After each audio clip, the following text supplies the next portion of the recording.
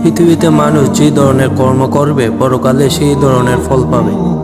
কেউ ভালো কাজ করলে তার চূড়ান্ত পুরস্কার হবে স্বপ্নের জান্নাত, আর যে গুনাহ করবে তার শেষ ঠিকানা হবে জাহান্নাম। কথায় আছে, যেমন কর্ম তেমন ফল।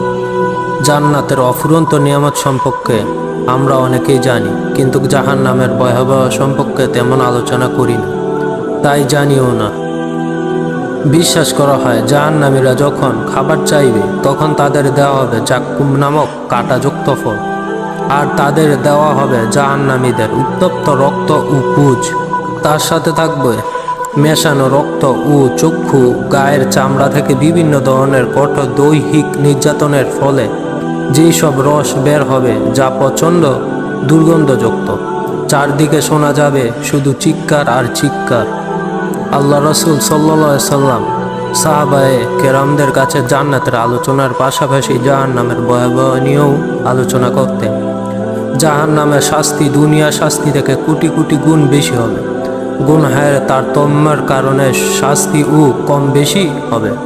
প্রিয় নবী হযরত মুহাম্মদ সাল্লাল্লাহু আলাইহি সাল্লাম বলেন, জাহান্নামীদের মধ্যে কোনো লোক এমন থাকবে যে জাহান্নামের আগুন তার পায়ের টাকনু পর্যন্ত পৌঁছাবে, কারো হাঁটু পর্যন্ত পৌঁছাবে, কারো কোমর পর্যন্ত পৌঁছাবে, আর কারো গর্দান পর্যন্ত পৌঁছাবে। অর্থাৎ যার গুনাহ বেশি তার সাজা বেশি, যার গুনাহ কম তার শাস্তিও কম।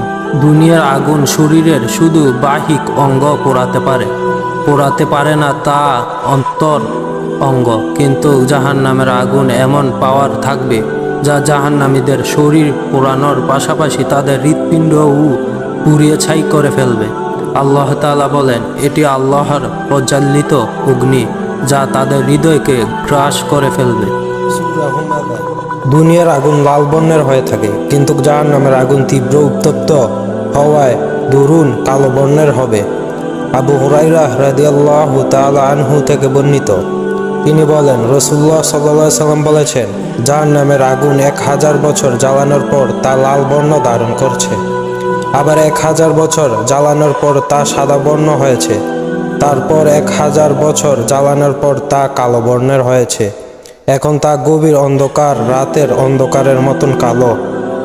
জাহান্নামীরা যখন পিপাসায় ছটফট করবে তখন তাদের গলিত পুজ পান করানো হবে, যা সে এক এক টোক করে গিলবে। সূরা ইব্রাহিম।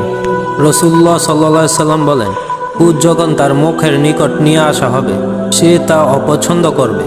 তারপর যখন আরও নিকটে নিয়ে আসা হবে তখন তার মুখমণ্ডল পুড়ে যাবে এবং মাথার চামড়া গলে পড়ে যাবে। তারপর সে যখন তা পান করবে তখন তার নাড়ি ভুঁড়ি গলে ভিন্ন ভিন্ন হয়ে মলদ্বার দিয়ে বের হয়ে যাবে।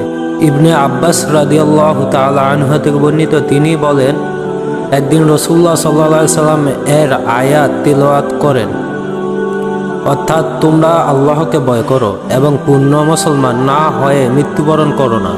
তারপর প্রিয় নবী সাল্লাল্লাহু আলাইহি সাল্লাম ইরশাদ করেন, যদি জাক্কুম গাছের একটা ফোঁটা এই দুনিয়ায় পড়ে তাহলে দুনিয়াবাসীর জীবন উপকরণ বিনষ্ট হয়ে যাবে।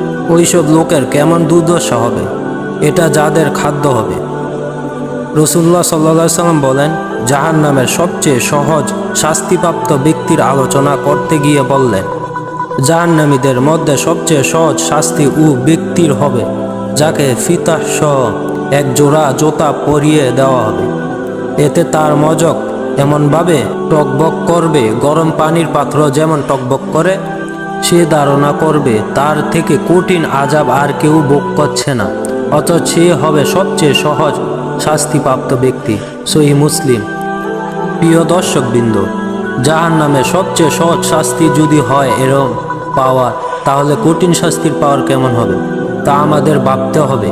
প্রতিদিন কত গুনাহ আমরা করে যাচ্ছি অহর, কখনো কি ভেবে দেখেছি এর শাস্তি যদি আমাদেরকে দেওয়া হবে তাহলে কিভাবে সহ্য করব। অর্থাৎ জাহান্নামে যাওয়ার জন্য কবিরা গুনাহই যথেষ্ট। মহান আল্লাহ তাআলা যদি আমাদেরকে মাফ না করেন তাহলে আমাদের কি উপায় হবে? আল্লাহ তাআলা আমাদের জাহান্নামের ভয়াবহ শাস্তি থেকে হেফাজত করুন।